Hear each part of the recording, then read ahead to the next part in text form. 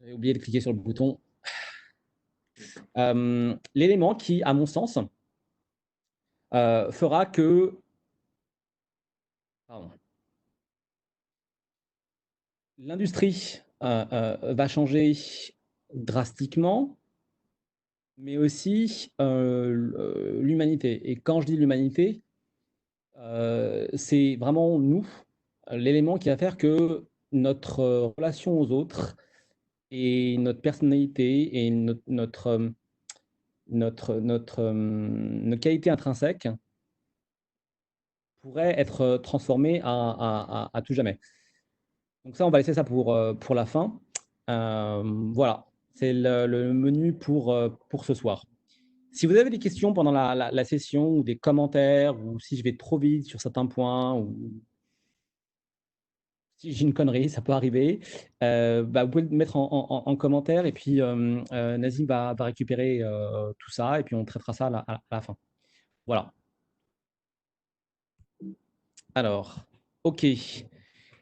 Key trends, qu'est-ce qui se passe dans l'industrie aujourd'hui? Alors, ce qu'il faut comprendre, et notamment dans en retail banking, enfin consumer banking, wholesale banking et commercial banking, c'est la nature de la demande aujourd'hui est en train de changer complètement. On ne consomme plus du banking comme on le faisait avant. Aux États-Unis, par exemple, l'an passé, un tiers des prêts a été octroyé par des fintech. Alors, qu'est-ce que j'entends par fintech? Une petite, au cas où, pour ceux qui ne connaissent pas, fintech, le mot fintech, c'est une compression des mots finance et technologie.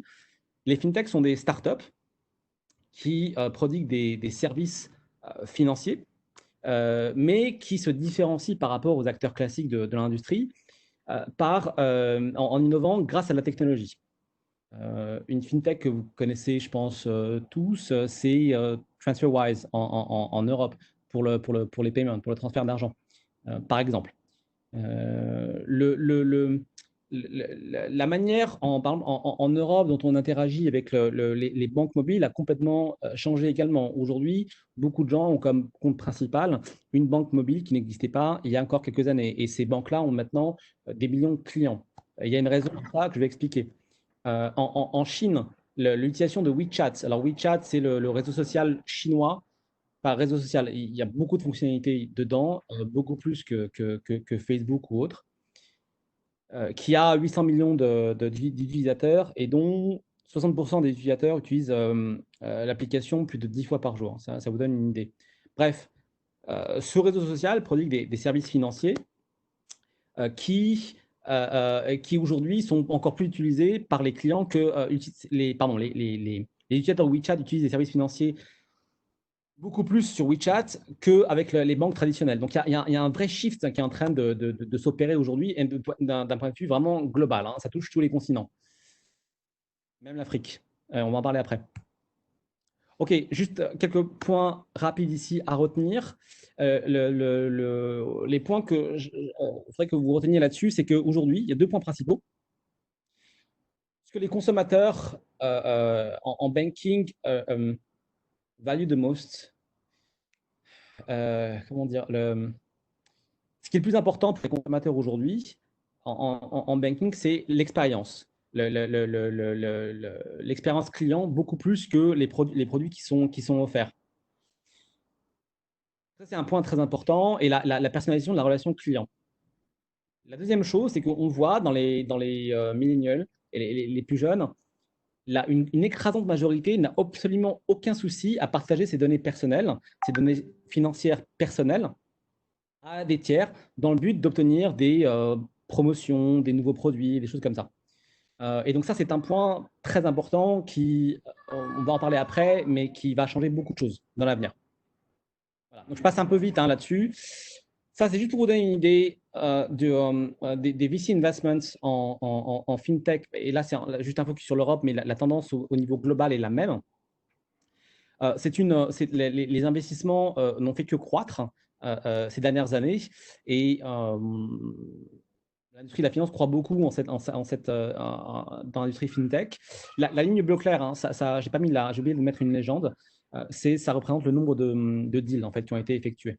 Et donc, comme vous pouvez constater, entre 2018 et 2019, il n'y a pas une grosse différence en termes de nombre de deals, mais une grosse différence en termes de montant. Donc, les deals, la taille des deals était beaucoup plus gros. Donc, on a des fintechs qui sont beaucoup plus matures, qui ont beaucoup plus de clients et qui aussi ont des valuations plus importantes.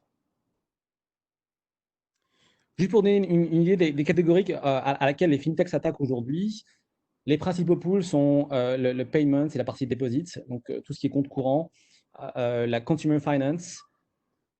Wealth management, c'est plutôt sur la partie bas du panier en wealth management que le haut du panier. Et c'est vraiment c'est les segments qui sont les plus profitables aujourd'hui, qui font beaucoup de volume, et c'est là où les fintechs se focus aujourd'hui. Voilà, juste pour donner une vision très rapide, une vision globale des fintechs qui ont une valuation de plus d'1 milliard de dollars. Donc, comme on le voit, c'est majoritairement aux États-Unis. Les dominent le domaine, sont assez en avance. La Chine très en avance.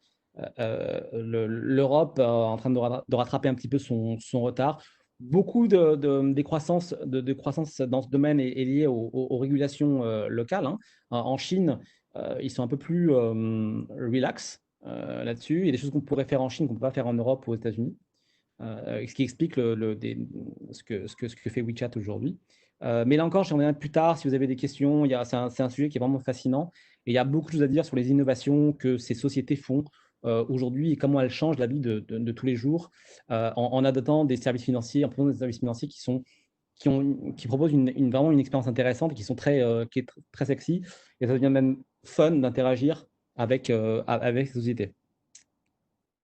Voilà, bon là, une vie très rapide sur le nombre de clients que ces gens-là, que ces gens ont.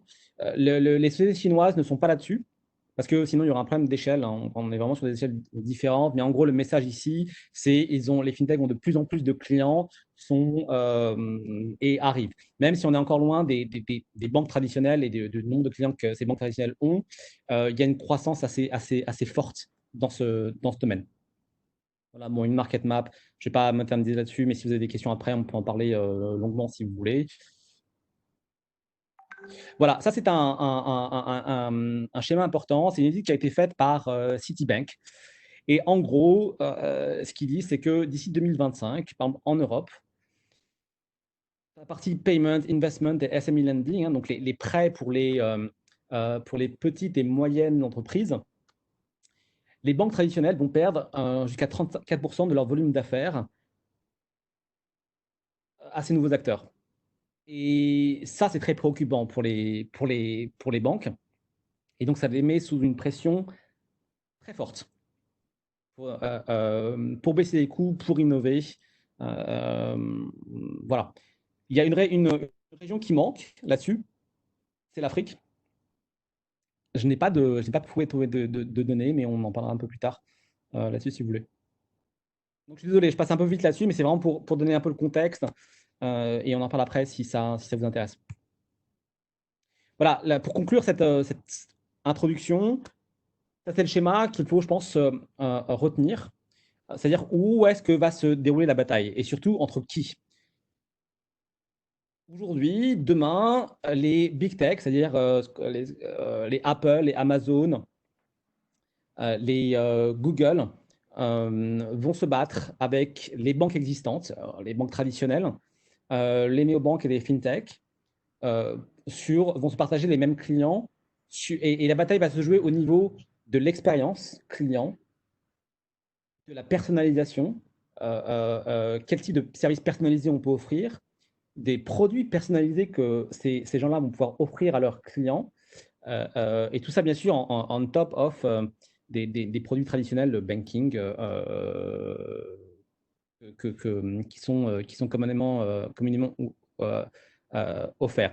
Je vais passer pour l'instant sur un principe open banking et écosystème. Il y a beaucoup de choses à dire sur ce sujet, mais je ne vais pas trop aller un peu dans tous les sens, mais on peut en parler après avec grand plaisir si c'est un sujet qui vous intéresse. Là aussi, c'est passionnant et il y a beaucoup de choses qui se passent et qui sont liées avec le reste. Voilà pour cette petite introduction sur le contexte. Et donc, dans ce contexte-là, les banques ont vraiment besoin d'innover, de se différencier et de couper des coûts parce que les fintechs ont et tous les nouveaux entrants ont une cost base. Une cost base, on va dire comment on va dire ça, une cost base, c'est-à-dire que, enfin, des coûts hein, qui sont beaucoup plus faibles que ces banques. Donc faire des layoffs, à un moment donné, ça ne va pas suffire. Il faut falloir autre chose. Voilà pour la grosse introduction du sujet de ce soir. OK. AI, qu'est-ce que c'est? Il y a pas mal de choses à dire sur le sujet et la manière dont je voudrais en parler ce soir et la définir, c'est que, bah, en fait, ce qu'on appelle AI, là, donc l'intelligence artificielle, regroupe un certain nombre de technologies différentes qui parfois interagissent entre elles, parfois non, mais il y a plusieurs technologies sous-jacentes. Ça, c'est donc les différentes technologies qui peuvent composer une intelligence artificielle, pas forcément. On peut utiliser juste un de ces blocs pour faire de l'intelligence artificielle, mais souvent, dans les systèmes les plus performants, ça inclut tous ces blocs. Alors, de quoi on parle? Je vais commencer par la partie reasoning. Qu'est-ce que c'est? Donc, la boîte verte, qu'est-ce qu'on entend par reasoning? Donc, les systèmes qui ont ça, ce sont des systèmes qui sont capables de tirer des conclusions logiques basées sur des données qu'elles ont en leur possession. Par exemple, je sais pas si Abel a fini par nous rejoindre ce soir, mais je vais parler d'Abel parce que je pense que tout le monde le connaît. Et donc, si je demande au système, est-ce que Adel pourrait être pilote de chasse? Alors là, le système va regarder, bon, quels sont les critères pour être pilote de chasse? Alors, il faut avoir de tel âge à tel âge, être bon en maths, avoir un certain niveau une certaine condition physique. Donc, et vont comparer ça aux caractéristiques de Adel en disant, bon, là-dessus c'est bon, là-dessus c'est bon. Et puis à un moment arrive la taille. Et dire, voilà, il faut une taille en dessous de, je crois, si je ne dis pas de bêtises, en dessous de 1,80 m. Et là, bon, problème, ça marche pas. Adel étant, comme on le sait tous, étant assez grand. Donc le système va répondre non, Adel ne peut pas être pilote de chasse. C'est ça qu'on appelle le reasoning. Là, le système ne fait rien tout seul, hein, il n'apprend rien tout seul, mais il tire justement des conclusions logiques, basées uniquement sur des données qu'il possède. La partie Natural Language Processing, la NLP, donc la boîte violette, ça, c'est la capacité, c'est la technologie qui permet à un système de comprendre ce qu'on dit, enfin ce qu'on dit à l'oral, hein, le langage parlé, et l'écrit. Et ce qu'on écrit. Et ça même de manière complètement non structurée. Et j'insiste bien sur le mot comprendre. Pourquoi? Si je dis, par exemple, au système, si je dis, voilà, il n'y a pas de nuage aujourd'hui dans le ciel. Je regarde le ciel, il n'y a pas de nuage dans le ciel. Donc le système va le comprendre. Et si après je demande au système, dit, OK, de quelle couleur, donc du coup, de quelle couleur le ciel est, et le système va me répondre, bah, le ciel est bleu. Bon, il a bien compris ce que j'ai dit.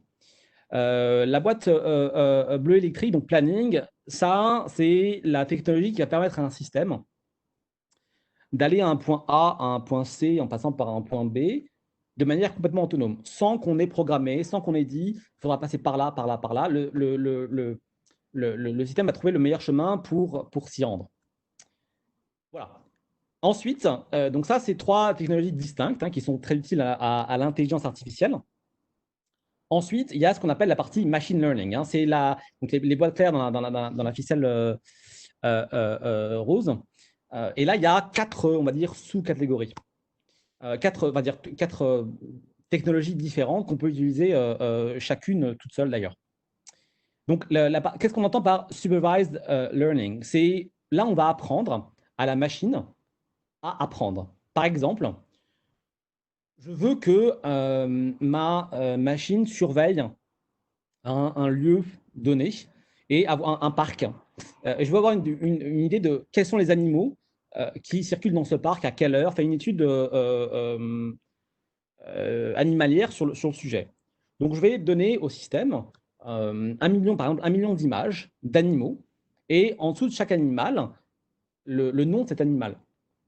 Donc, le système va ingurgiter tout ça, va apprendre à dire, OK, ben, un lion, ça ressemble à ça, un singe, ça ressemble à ça, etc.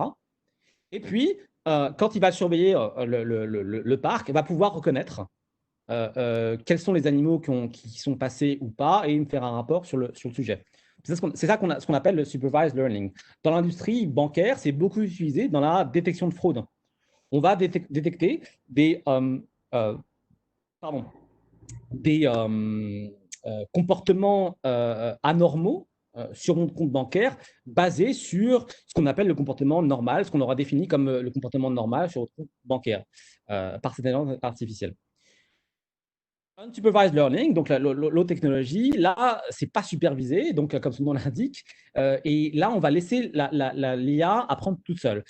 Ça va être beaucoup utilisé quand on a énormément de données, que ça part dans tous les sens, que c'est non structuré. Par exemple, c'est très utilisé pour l'analyse des réseaux sociaux. On a plein de choses, ça part dans tous les sens, et là, on va demander au système de faire des catégories. C'est le système qui va nous dire, voilà, qui va faire des clusters de données, etc., et qui va dire, voilà, il y a différentes catégories, ce que l'humain ne peut pas faire tout seul. Ça, c'est beaucoup utilisé pour, par exemple, un système commun, les anti-spam au niveau de l'entreprise, qui va filtrer, en plus des règles communes qu'il y a, mais qui va filtrer des millions et des millions d'emails, et qui va dire, voilà, ça, c'est une spam, ça l'est pas, par exemple. Reinforcement learning, c'est la capacité pour une machine d'apprendre en essayant et en faisant des erreurs. Donc ça, c'est beaucoup utilisé par exemple en robotique, où on va demander par exemple à un robot, je vais demander à un robot de monter des marches. Monter des marches, super, mais je ne vais pas expliquer comment.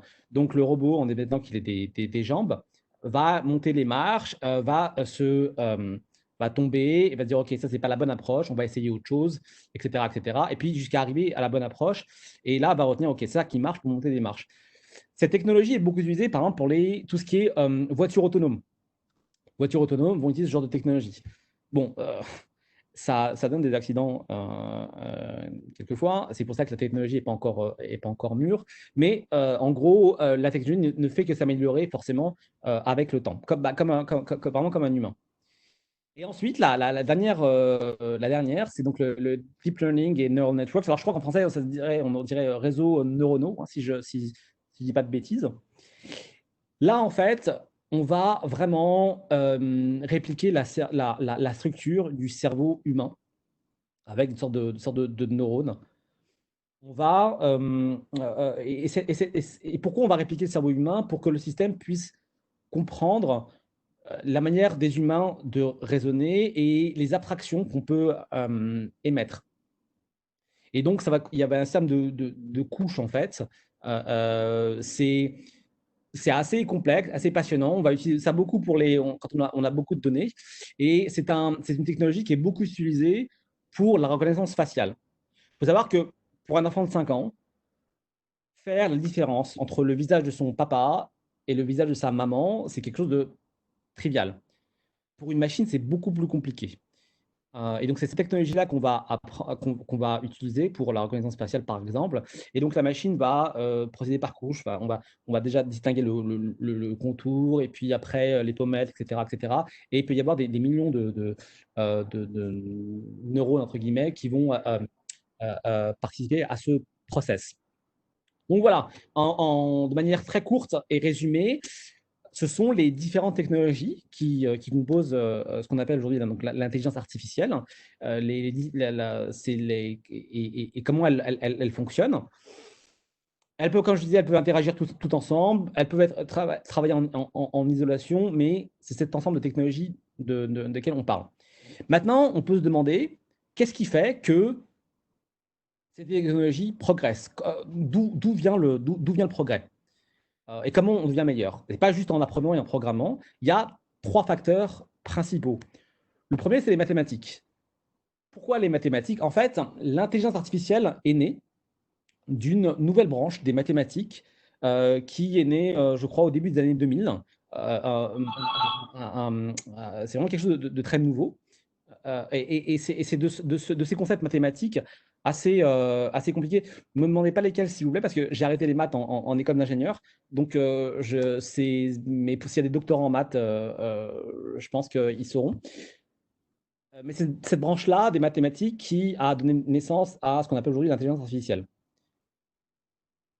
C'est un domaine qui ne cesse de progresser et on n'arrête pas de faire des découvertes majeures, pour le meilleur et pour le pire, et j'expliquerai après pourquoi. L'autre élément qui va faire qu'on fasse des progrès en intelligence artificielle, c'est les données qu'on possède. Et aujourd'hui, je ne vais pas vous apprendre que la création de données, le volume de données qu'on crée tous les jours est véritablement exponentiel. Donc, il y a beaucoup de matière à faire et à analyser. Et donc, l'IA aime beaucoup ça, avoir beaucoup de données. Là, l'IA peut vraiment s'amuser. Le troisième élément qui va permettre la croissance de cette technologie, c'est le computing power, la capacité de calcul. Alors aujourd'hui, on a des capacités, on peut avoir des capacités assez importantes avec le cloud, on utilise plein de machines, etc. Bon, super. Mais et j'en parlais un peu en intro pour les gens qui étaient un peu en avance, quand on aura l'avènement du quantum computing, là, on va atteindre un point d'inflexion où on va faire des progrès vraiment gigantesques. Et là encore, pour le meilleur et pour le pire. Et c'est vraiment difficile aujourd'hui de prévoir ce qui va se passer. Mais en tout cas, progrès, il y aura. Voilà. Donc, vraiment, à retenir, Mathematics, Data and Computing Power pour la progression de l'AI. Super. OK, tout ça, c'est génial, mais maintenant, qu'est-ce qu'on fait avec? Qu'est-ce qu'on fait avec dans l'industrie bancaire? Alors, je vais me focaliser en priorité ce soir sur les use cases en consumer banking, wealth et commercial banking. La partie investment banking, je ne l'ai pas traité ici parce qu'en général, ça intéresse un peu moins les gens, c'est un peu plus niche, mais je vais en toucher deux mots s'il y a des gens, s'il y a des traders dans la salle, rapidement. OK. Le premier domaine sur lequel on va utiliser, les banques vont utiliser beaucoup l'intelligence artificielle, c'est ce qu'on appelle la partie customer engagement, donc c'est la relation client. Je vais la détailler à travers des exemples clients après, donc je ne vais pas m'étaler là-dessus, mais c'est comment, en gros, personnaliser les relations qu'on a avec nos clients et comment faire que ils soient un peu plus choyés, qu'on s'occupe mieux d'eux, qu'on leur propose les meilleures solutions, sans qu'ils aient à attendre 24 heures sur 24, etc., bien évidemment. Il y a une partie advisory où là, c'est plus pour aider les banquiers à connaître leurs clients, donc à connaître leur comportement et encore une fois, à leur vendre les meilleures choses, les meilleurs produits et les conseiller de la meilleure manière pour faire ça de manière politiquement correcte. Ce que j'appelle ici investment advisory, c'est plus dans un contexte wealth management, c'est pour aider tout ce qui est relationship manager en wealth management à conseiller leurs clients par rapport à leur portefeuille, sur les domaines sur lesquels ils devraient plus investir. Voilà. C'est plutôt dans cette optique-là. Ensuite, compliance. Compliance, c'est la partie contract intelligence qui est importante. Il faut savoir qu'un client dans une banque peut être client dans plusieurs branches, plusieurs business d'une banque différente, avoir des contrats différents, avec des entités différentes et des conditions différentes, et tout ça signé avec des gens différents. L'AI ici va aider à se retrouver parmi tout ça, parce que ce genre d'ensemble de contrats différents peut mener la banque à des pertes financières, parce que le client peut utiliser des loopholes dans un des contrats et pas l'autre. Et donc, l'AI va aider les banquiers à se prémunir de tout ça et analyser la structure contractuelle de ses clients. Si je vais trop vite, n'hésitez pas à pinguer Nazim sur la plateforme. KYC, donc Know Your Customer. Ici, on pense donc souvent à l'onboarding des clients, à savoir qui ils sont. Donc, l'AI va aider à naviguer entre différentes bases de données et faire un profil des clients et savoir si on doit accéder à ces clients-là ou pas dans la banque. Il y a une autre partie dont on parle un petit peu moins, donc je parlais un petit peu de ça au début, c'est la partie, par exemple, credit scoring. Si je prends quelqu'un, Nazim, par exemple, on va dire que décide de s'installer au Royaume-Uni. Super, félicitations Nazim, il a un nouveau job à Londres, c'est super, et veut souscrire à un prêt. Génial, sauf que au Royaume-Uni, personne ne le connaît en termes d'historique bancaire. Donc, on ne sait pas si Nazim pourra être un bon payeur ou pas de son prêt. Donc là, on va avoir des algorithmes basés sur l'intelligence artificielle qui vont analyser l'activité de Nazim sur les réseaux sociaux, vont analyser les recherches, les requêtes Google que fait Nazim, va analyser ce que fait Nazim sur LinkedIn et à travers toute cette analyse, donc faite par une IA, va donner un score. Et de ce score, on va pouvoir établir si Nazim est un bon payeur ou pas, et on va pouvoir établir le taux idéal pour la banque qui est risk-free. Enfin, ça, je n'existe pas, mais bon, dans le vocabulaire de la banque, pour le prêt de Nazim. Après, voilà, il y a l'AI pour monitorer les transactions et éviter les fraudes. Et tout ça en se basant sur le comportement habituel des clients. Un petit mot ici avant de passer à la suite et à des exemples concrets sur la partie investment banking. Donc, on fait beaucoup de choses autour de la partie M&A advisory pour aider les banquiers qui font des due diligence sur leurs clients et qui ont à gérer beaucoup de documents et à aider à faire des connexions entre tous ces documents qui ne seraient pas possibles avec certains analystes, avec une armée, même avec une armée d'analystes. Donc, il y aura besoin de moins d'analystes et on fera ça peut-être de manière un peu plus intelligente. Autour de la compliance, on va aussi écouter les communications des traders, lire leurs emails, lire leurs chats sur les messages instantanés comme Bloomberg, etc., pour voir s'il n'y a pas des breaches au niveau compliance et s'ils sont vraiment compliant dans leur activité. Alors, une petite anecdote là-dessus, il y avait une expérience, c'est JP Morgan qui avait fait ça. Ils avaient écouté, enfin, une IA avait écouté les conversations de tous les traders, audio, les emails, le chat, etc. Et les traders, certains traders pensant être un peu plus malins, avaient arrêté de parler en anglais et parlaient en français, en espagnol, mélangeaient français, espagnol, italien, etc. pour leurrer l'IA. L'IA les a compris, a fini par comprendre et a compris ce qui se passait et a reporté ce qui se passait et a vu les choses qui n'étaient pas compliance. Le seul cas où l'IA n'a pas réussi à comprendre ce qui se passait et a été un peu perdu, c'est pour les traders qui parlaient entre eux en Daja, avec des A avec des 3, etc., des A avec des 7. Là, l'IA était complètement perdue. Et après, avec des expressions typiques algéroises, oranaises, you name it, là, l'IA était complètement perdue et n'a pas réussi vraiment à comprendre ce qui se passait. Donc, ça reste une technologie, il y a toujours moyen de leurrer et de passer outre. Hein. OK, alors quelques exemples clients. Et qu'est-ce que font les clients avec?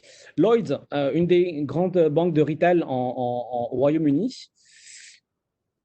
répond aux requêtes de ses clients via mail et mobile avec une intelligence artificielle et répond à 30% de ces requêtes via une IA.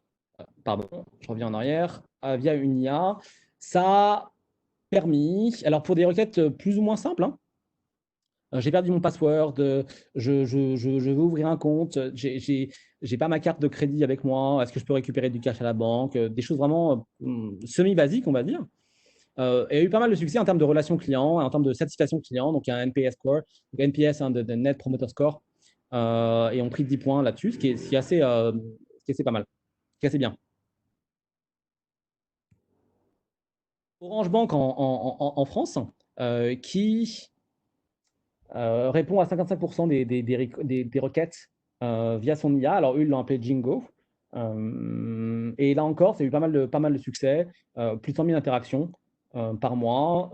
Et pour l'instant, en tout cas, ça marche bien. Et plus l'IA répond, plus l'IA apprend et plus l'IA se perfectionne.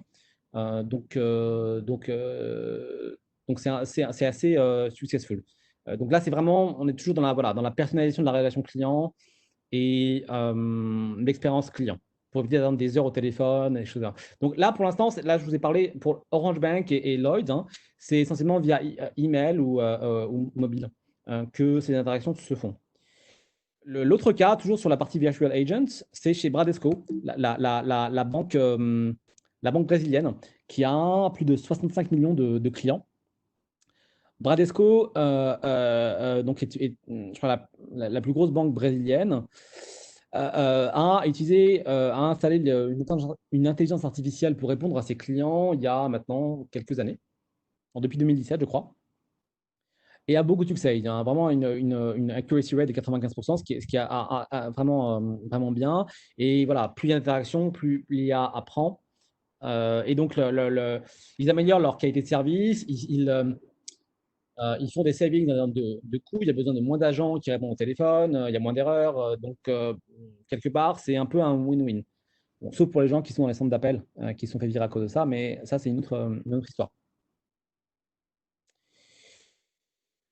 Bradesco fournit avec son IA, enfin, couvre 89 produits financiers sur lesquels l'IA peut répondre à des questions plus ou moins poussées et peut interagir avec les clients. La croissance en termes d'interaction entre l'IA et les clients a été quasi exponentielle et ne fait que croître avec le temps. Et les gens, en plus, s'y habituent. Et même si ça qu'ils parlent à une IA, ça devient de plus en plus naturel. Et les conversations deviennent de plus en plus naturelles. Et ça se fait, il y a un flow qui se fait assez bien. Et cela à travers tous les canaux. Celui qui a le plus de succès donc au Brésil avec Bradesco, c'est WhatsApp. Donc là, il y a eu en 2019 88 millions d'interactions sur WhatsApp, venant de 3,5 millions de clients. Et en plus, si vous voulez, maintenant, il y a la fonctionnalité de pouvoir utiliser l'IA de Amazon, Alexa, pour parler à sa banque. Donc du coup, je fais une requête à Alexa qui va parler à l'IA de Bradesco. C'est un peu de la science-fiction, mais ça marche. Et du coup, qui va me donner plein d'infos sur mon compte, qui va m'aider si j'ai perdu ma carte, si je veux souscrire à certains produits financiers, et plein d'autres choses. Voilà. La partie advisory, bon, là, c'est une grosse banque en UK qui utilise donc l'IA pour mieux connaître ses clients, mieux connaître le comportement de ses clients. Et donc, cette banque a établi un peu plus de 150 dimensions sur un client donné. Et quand je dis un 360, c'est par exemple quelqu'un qui est, je sais pas, je prends l'exemple d'un CEO qui est client de la branche Wealth Management de la banque, mais qui est aussi en affaire avec cette même banque, une autre branche sur la partie M&A Advisory, et dont la banque aussi, dont la société aussi gère, est cliente de la partie Commercial Banking. L'IA va faire une synthèse de tout ça sur le comportement de ce CEO et va donner des informations et surtout des suggestions aux banquiers sur comment traiter ce client-là et comment le garder et quoi lui offrir. Et donc, du coup, ça va aider à innover en termes de produits et de services. Standard Chartered à Singapour utilise l'intelligence artificielle en wealth management pour aider, donc ce dont je parlais tout à l'heure, les relationship managers à avoir de meilleures interactions avec leurs clients, préparer des meetings facilement en sachant très vite quel est le portfolio de ce client-là, qu'est-ce qu'il aime entendre ou pas, où est-ce qu'il aime investir et pouvoir leur vendre des choses beaucoup plus facilement. Je passe un peu vite, on pourra revenir après si vous avez des questions. Je vais passer là-dessus. Voilà, donc là, c'est sur la fraude. Ça, c'est le cas d'une banque autrichienne qui a réduit la fraude de manière très importante grâce à l'intelligence artificielle avec l'analyse de comportementale. Juste un point là-dessus et qu'on réduit les faux positifs. Un point important là-dessus, sur l'analyse comportementale. Il y a à peu près 2 ans, j'ai fait un transfert d'argent au Bénin. Je me suis connecté à la plateforme Western Union et j'ai envoyé de l'argent pour l'aider à quelqu'un là-bas pour qu'il achète un mouton. Quelqu'un que je ne connaissais pas. Quelqu'un quelqu'un que je connaissais à Alger, bref. Ma banque a immédiatement bloqué ma transaction parce que j'avais jamais de ma vie utilisé Western Union et j'avais jamais envoyé d'argent au Bénin. J'ai aucune relation avec le Bénin, donc ils ont dit OK, ça c'est pas normal. Donc on coupe. Sur le moment, j'ai dit c'est super. Ils ont fait leur boulot. C'est vrai que ça aurait pu être frauduleux. Le problème, c'est que en fait, la banque a mal fait son boulot. puisque bon, c'est une véritable transaction. Et juste avant, j'avais pris une assurance, parce qu'on m'avait dit qu'avec Western Union, il peut y avoir des problèmes. Et donc, j'avais pris une assurance liée à ça. Donc, s'il y avait eu une IA performance, elle aurait vu dans mon comportement qu'il y avait quelque chose qui était lié à ça et aurait dû me laisser faire le paiement. Le problème, c'est que si ce paiement, bon là, ce n'était pas un paiement urgent, mais si c'était un paiement qui avait été urgent, ou un de mes proches était au Bénin, qui avait perdu son argent ou ses papiers, qui avait besoin urgent de liquidité, ça aurait pu être beaucoup plus problématique. Et là, l'IA va vraiment être très utile à réduire le nombre de faux positifs.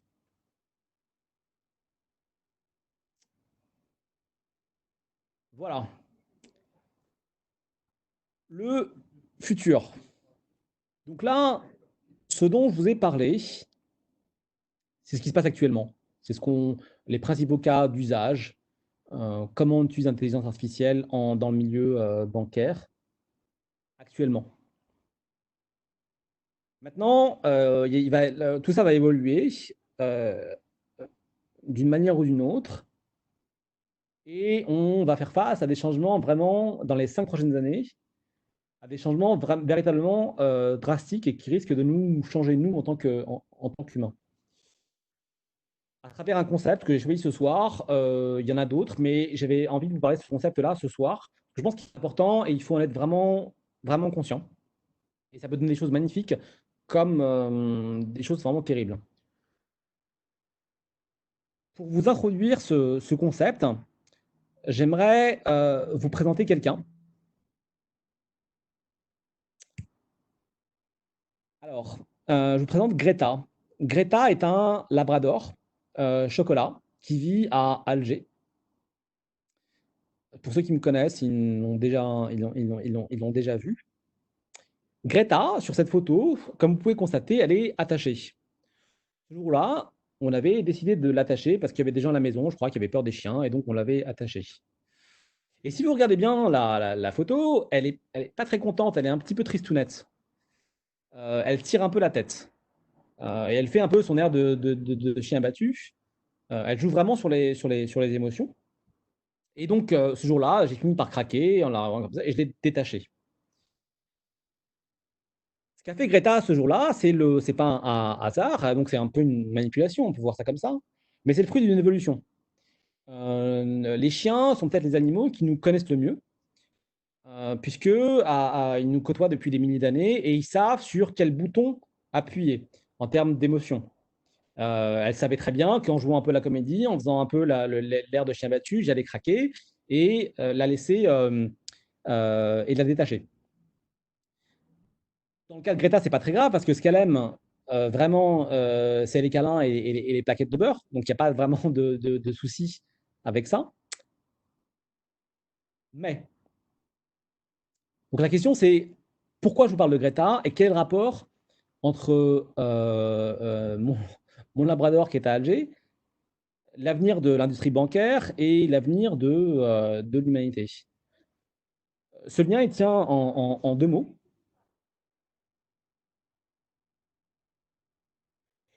Emotion AI, c'est la possibilité, la capacité pour une intelligence artificielle de se comporter comme Greta et de savoir sur quel bouton pousser, de comprendre vos émotions, mais pas après des milliers d'années, très rapidement, de faire un profil émotionnel d'une personne. Vraiment, on parle vraiment d'ADN digital, hein, de connaître de tout le spectre d'émotions d'une personne et d'avoir ses caractéristiques propres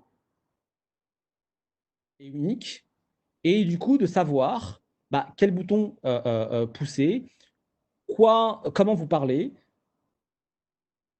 quoi vous vendre, à quel moment vous allez craquer ou pas. Donc ça, c'est sur la partie compréhension et analyse. Après, si on donne à l'IA une forme humanoïde, on peut aussi faire que l'IA ait des émotions et joue là-dessus pour vous faire aussi craquer.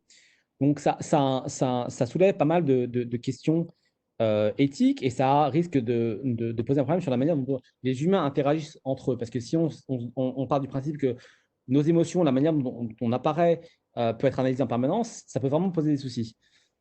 Si je reviens au secteur bancaire, cette technologie a plusieurs cas de potentiel d'usage. Avec ces technologies, on peut, en regardant quelqu'un, enfin pour l'IA, en décryptant ses émotions, on peut savoir, sans avoir besoin d'autres données, si cette personne va être un bon payeur, va payer son loan, son prêt dans les temps ou pas. On peut savoir si quelqu'un va acheter tel ou tel produit et sur quel produit, sur quel discours il sera le plus ou moins sensible et être vraiment sûr qu'il ou elle va acheter. On peut bien sûr détecter la colère. Ça peut aider aussi en termes de savoir si un employé s'apprête à quitter la société ou pas. Et on peut prévenir aussi comme ça de choses compliquées aujourd'hui à prévenir, comme le harcèlement dans la société. Pas quelque chose forcément dans lequel on parle facilement, mais là, une IA pourra détecter en disant, tiens, cette personne, elle est harcelée par son manager ou sa manager, sans que cette personne ait besoin de se plaindre ou en parler à quelqu'un. Donc ça, c'est une véritable avancée. Ce Emotion AI, c'est pas de la science-fiction, hein. Ça existe déjà. Alors c'est pas à scale, hein.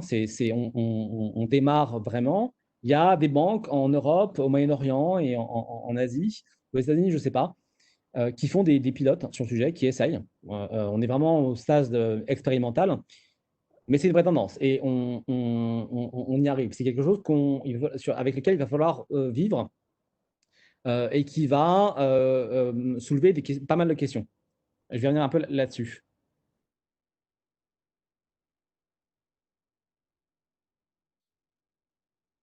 Il y a 4 cas de figure qui se posent. Quand on parle d'émotion, de emotion AI, il y a 4 cas de figure principaux qui se posent et sur lesquels il faut être vigilant. La boîte bleu électrique en haut à droite présente un cas où le fait que l'AI soit plus humaine, qu'on ait l'impression de vraiment avoir affaire à un humain, va rendre l'humain meilleur. Je donne un exemple. Aux États-Unis, ils ont fait une expérience avec des vétérans américains, donc des vétérans de guerre qui revenaient de zones de guerre et qui, au lieu de parler à un psy 1 heure par semaine, parlaient à une AI qui les comprenait en permanence et qui leur prodiguait des conseils et les mots qui leur convenaient bien. Et c'était une expérience qui a eu beaucoup de succès dans la mesure où ça a aidé ces gens qui ont vu pas mal d'horreurs et qui en ont commis aussi à aller mieux et qui les a rendus un peu plus humains. Donc ça, c'est, on va dire, un cas un peu positif. La boîte rose en haut à gauche, hein, c'est où on veut qu'il y ait un AI plus humain, mais ce sont des cas qui ont rendu les gens un peu plus méfiants, voire défensifs par rapport à l'AI. Un exemple, en Chine, on a fait une expérience sur des enfants. Donc déjà, ça commence mal. Le but de l'expérience était que l'AI surveille des enfants dans une classe, surveille leur comportement émotionnel, combien de fois ils touchaient leur portable, qui regardait, quand, comment, etc. Pour savoir à quel moment ils étaient le plus concentrés et pour les aider dans leurs études, en fait. Pour dire, voilà, il faudrait que ce gamin se concentre plus là-dessus, là-dessus, là-dessus. Le feedback a été très, très mauvais, dans la mesure où les parents, et à juste titre, hein, pourtant ils avaient donné leur accord, ont trouvé que c'était du flicage, qu'on mettait leurs enfants dans une sorte de mini-prison, et que c'était des rat labs, hein, des rats de laboratoire, et ça s'est très mal passé. Et c'est tout à fait compréhensible. Donc ça, c'est des cas où ça peut mal tourner, où on a de bonnes intentions pour les AI, mais ça peut mal tourner pour les humains. La boîte en bas à droite, hein, verte, c'est les AI ne s'est pas comporté de manière très humaine, mais le fait qu'il y ait ce fait a fait que l'humain devienne plus humain. Je m'explique. Amazon a fait une expérience il y a quelques temps pour le recrutement. Et on demandait à l'AI de sélectionner les candidats pour les interviews. ils se sont vite aperçus que les candidats qui étaient sélectionnés étaient principalement des hommes et qu'il y avait un gros biais envers les femmes. Donc, ils ont arrêté l'expérience et ça les a fait réfléchir parce que si les AI se comportaient comme ça, c'est qu'eux-mêmes, en tant qu'humains, se comportaient comme ça. Ça ne vient pas de nulle part.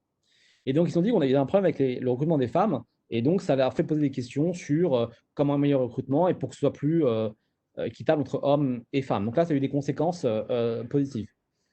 Et il y a le cas en bas à gauche, le cas de lose-lose, hein, où Léa est vraiment mal intentionnée et ça donne des choses pas très propres. Et là, le meilleur exemple, c'est le cas du Brexit. L'exemple le plus connu où on avait une AI malveillante qui a bombardé de messages vraiment bien ciblés des gens qui ne savaient pas pourquoi voter et pour les pousser à voter pour le Brexit et tout ce que ça a mené après. Voilà. La conclusion de tout ça et sur la partie Emotion AI, c'est qu'aujourd'hui, il n'y a pas de règles qui encadrent cette pratique. Ça peut donner vraiment des choses merveilleuses, comme des choses vraiment problématiques, et ça peut vraiment avoir des problèmes sur le long terme sur nos interactions humaines. Et si on ne peut pas interagir de manière humaine avec nos semblables, ça peut vite mener à la catastrophe. Et c'est pour ça qu'aujourd'hui, il y a beaucoup de questions éthiques autour de l'AI, sur quoi en faire et comment en faire, parce que si on ne le fait pas avec éthique et si ce n'est pas régulé, ça peut mener à des choses assez terribles, parce qu'on ne saura pas qu'on aura forcément affaire à une AI en face qui va parfois se faire passer pour nous facilement et nous embobiner dans pas mal de choses. Mais ça peut aussi, comme je disais, donner vraiment des choses géniales et dans l'industrie peut vraiment être un win-win pour les consommateurs et pour les banquiers. Voilà, j'ai essayé de faire court. C'est tout pour moi. Alors, je suis désolé, je suis allé un peu vite. Je suis ravi de prendre des questions, mais c'est tout pour moi pour ce soir.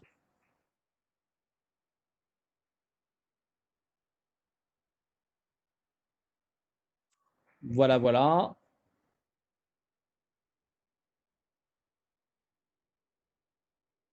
Donc, si vous avez des questions, n'hésitez pas. Nazim, je ne sais pas si tu as pu récupérer les questions. En fait, il y a une seule question qui a été posée par Yanis Moukrani. Ouais. C'est quand tu parlais tout à l'heure d'Alexa. Oui. En fait, son souci, c'est la sécurité entre Alexa, Amazon et la banque. Et les failles des sécurités à cause de trop d'intervenants.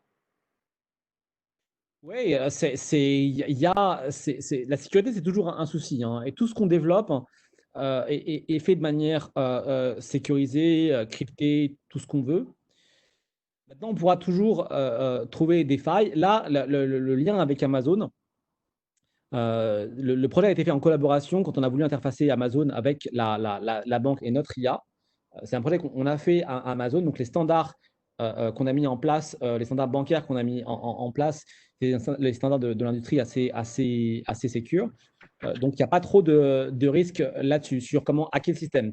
Le risque, en revanche, en termes de sécurité, si viendra du fait que des users, si quelqu'un se fait passer pour le tiers du compte via Alexa, imite la voix ou des choses comme ça.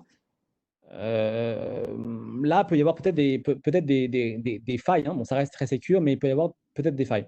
Ouais. Ouais, il dit comment c'est géré à leur niveau, surtout en ce qui concerne les stockages des informations des clients. Pour Amazon ou pour la banque?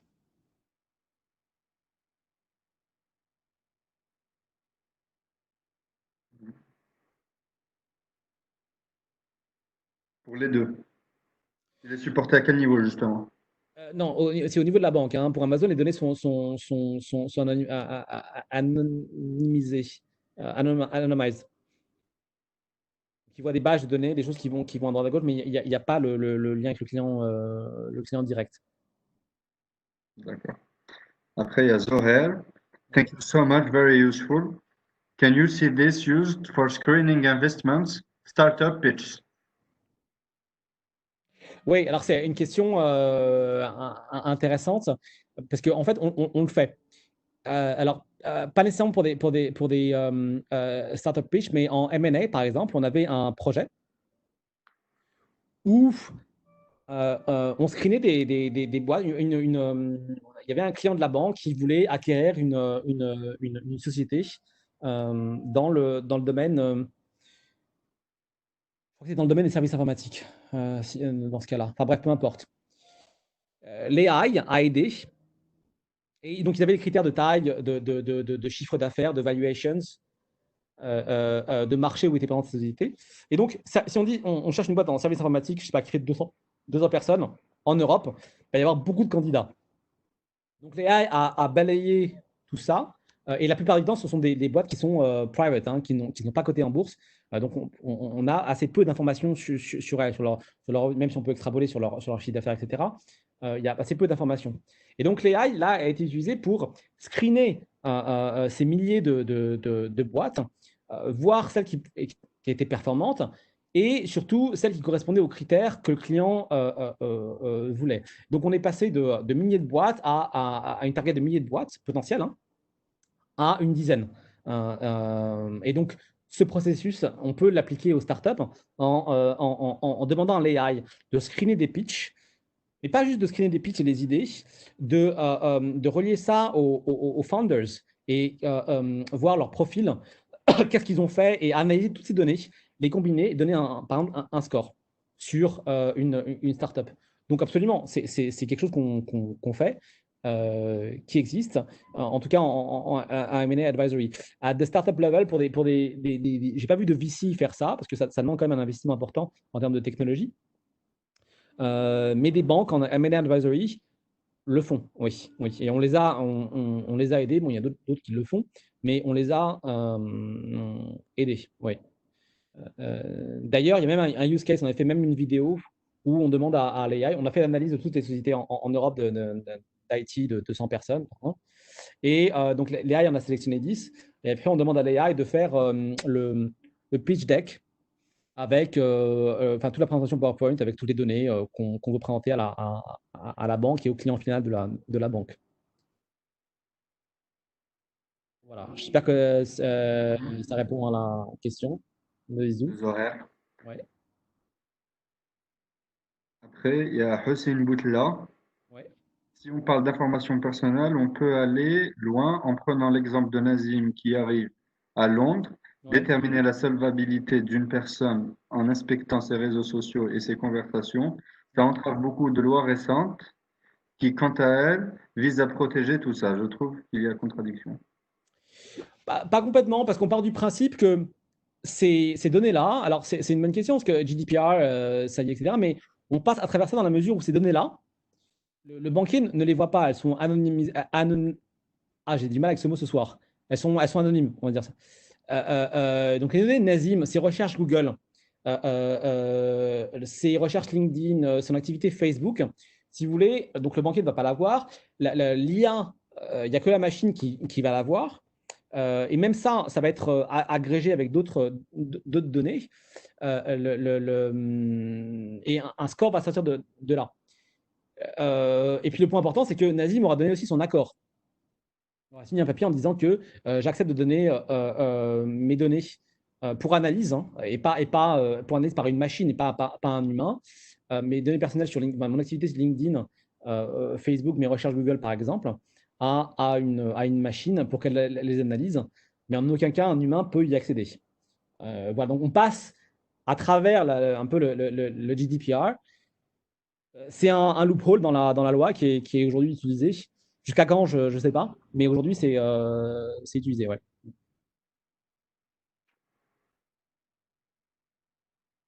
Voilà, c'est tout ce qu'il y avait comme question. Zohair te remercie pour la réponse. Merci, merci. Juste peut-être un autre point quand même par rapport à l'Algérie. J'ai donné pas mal de cas de banques donc en Europe, parce que l'Europe, c'est la région sur laquelle je travaille, en Asie, en Amérique du Sud. On peut tout à fait se dire, en Algérie, oui, c'est pas pour tout de suite.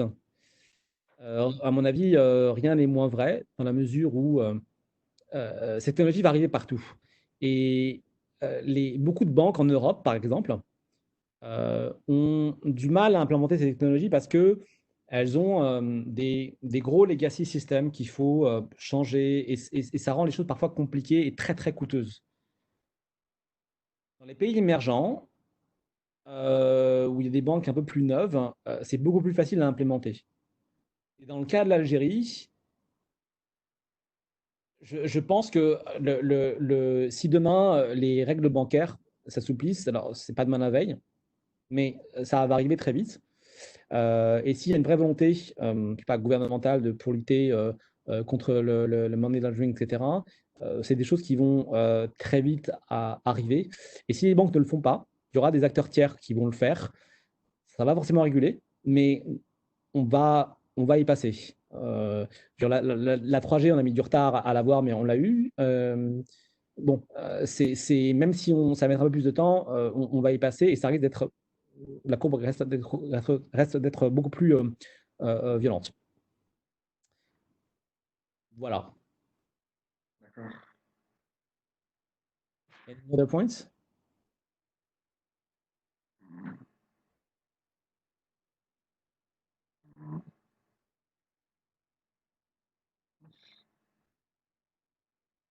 Non? Super, super. Bah, écoutez, merci à tous d'être venus ce soir.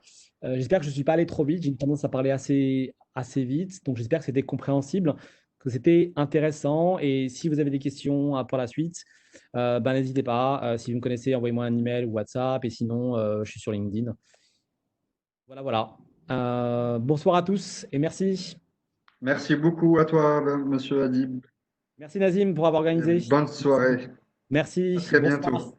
Merci, bonsoir, au revoir.